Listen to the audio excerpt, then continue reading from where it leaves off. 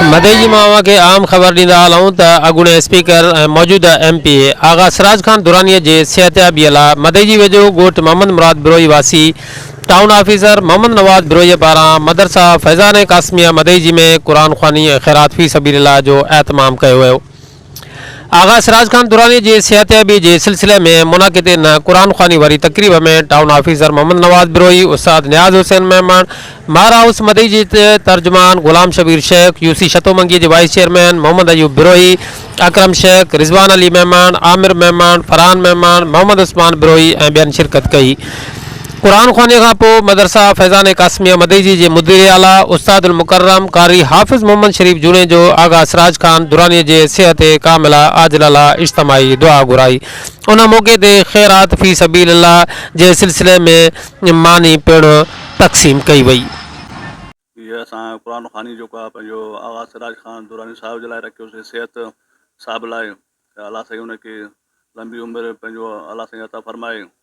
त जेको असांजो गढ़ी यासीन जेको सरमायो आहे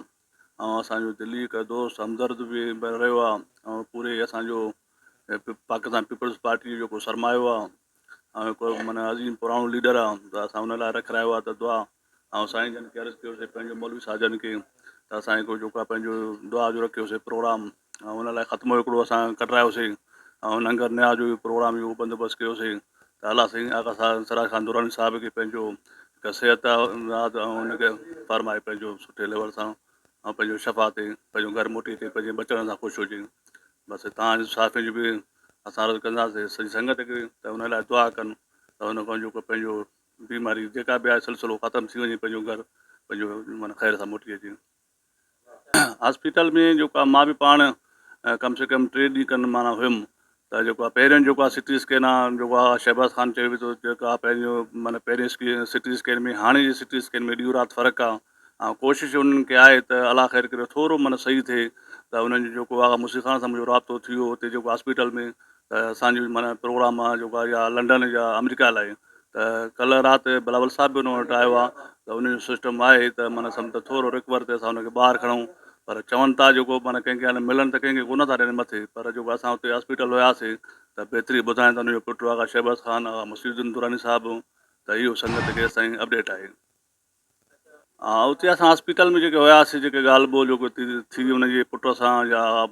मुसीद्दीन दुरानी सां त ब्रेन हेमरेज जेका माना उहा ब्रेन हेमरेज त हिकिड़ी माना ब्लड प्रेशर आहे उन मां उहो थींदो आहे, उहो हिकु जेको आहे स्टोन आहे उहो कोई जमा थी वियो आहे त उहो पहिरियां चवनि पिया सर्जरी लाइ त हाणे उन स्टेप मां त निकिता आहिनि। बाक़ी जेके हाणे 8-10 ॾींहं खनि थी विया आहिनि असां जेके 3 ॾींहं हुते वियासीं त हेसि ताईं जेका अपडेट हुई त जेका ब्रेन हेमरेज आहे उहा जेका थींदी आहे त माना हिकु जेको आहे ब्लड प्रेशर जे करे त इहा थोरो ख़बर सां पुछाए कीअं थियो, चई माना अचानक असां माना आगा साहिब को निमाज़ थियो, निमाज़ तो ईअं सम्झो किरी पियो, ॿारनि खे जेको आहे पंहिंजो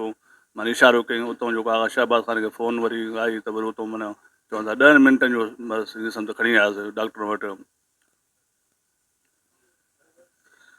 हा केवल क़ुरान करीम मोमिन बाने लाइ शिफ़ात ऐं रहमत जो ज़रियो आहे। बंदो जॾहिं कंहिं तकलीफ़ वेंदो आहे त अलाह साईं फरमायो आहे त मुंहिंजे पासे रुजू थियो।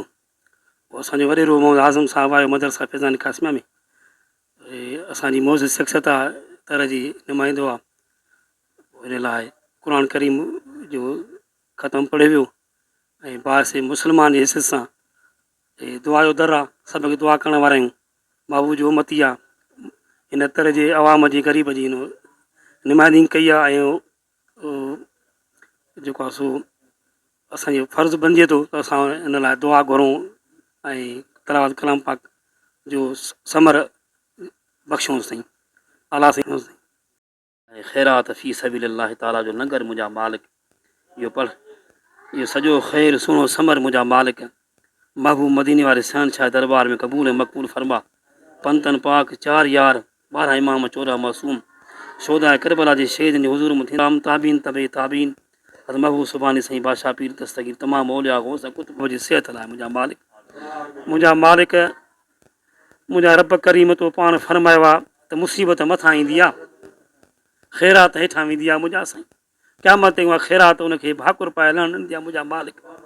जेका आगा साहिब जे मथां मुंहिंजा साईं मुसीबत आहे बीमारी जी उहा दूरि फरमा मुंहिंजा मालिक, इहे ख़ैरात जा जे कण वॾ में क़बूल फरमा मुंहिंजा मालिक, उहो वसीलो वरितो आहे तुंहिंजी क़ुर करीम जो मुंहिंजा मालिक उन कामिल शिफ़ा फ़रमाए मुंहिंजा साईं हिन अखर अखर जो सुहिणो एज़ो था फ़रमाए मुंहिंजा मालिक रहमुर्राहिमीन आगा साहिब जेके सुहिणा कम हुआ उनजो सुहिणो अजर था फ़रमाए मुंहिंजी में तो तुंहिंजे हंगत आई थी मुंहिंजा साईं के त हिन में अलाह जा सचा बाना हूंदा उन नज़ुल मिनल क़ुरान मा हुव शिफ़ा व रहमतुल लिल मुमिनीन अल्लाहुम्मा रब्बना तक़ब्बल मिन्ना इन्नका अंतस समीउल अलीम व तुब अलैना या अल्लाह इन्नका अंतत तव्वाबुर रहीम। असां गुनाहगार खे ख़ैर अता फरमा ख़ैर था पिरई व सल्लल्लाहु तआला अला हबीबी सय्यिदना मौलाना व अज़वाजी व औलिया उम्मती अजमईन बिरहमतिका या रहमत।